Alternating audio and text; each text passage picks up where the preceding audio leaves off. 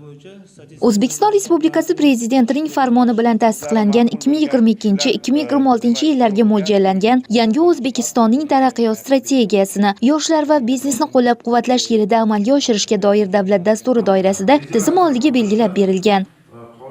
Ya'ni 2024-yil yakunlari bo'yicha hisobotlarni shaffofligi, oshkoraligi, to'g'riligini aks ettirib, to'g'ri tushuntirish hamda aholini ro'yxatga olishga tayyorgarlik ko'rish. Chunki mana o'zlaring xabardorsizlar, 2024-yilni bevosita 4-mart kunida yurtboshimizda 114-sonli qarorlari qabul qilingan.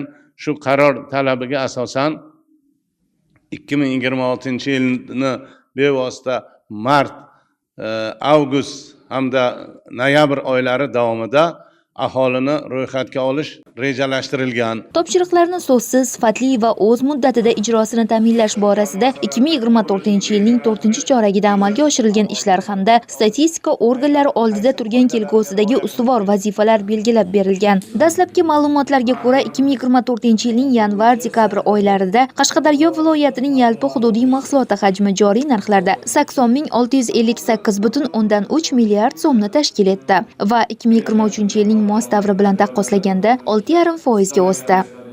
Bugungi matbuot anjumanimizda aholini ro'yxatga olishga tayyorgarlik ko'rish bo'yicha ham bir qator masalalar ko'rib chiqildi.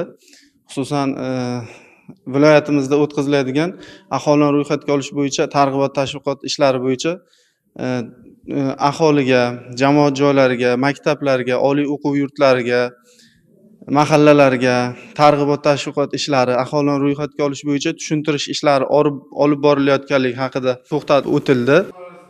O'tgan yilgi yanvar-dekabr oylarida viloyatning barcha hududlarida 4528 ta respondentlarga tushuntirishlar o'tkazilib, jumladan 4290 ta yangi tashkil etilgan respondentlar profilaktika tadbirlari davomida qamrab olindi. 4528 ta bukletlar tarqatildi va 264 marta ommaviy axborot vositalarida chiqishlar tashkil etildi.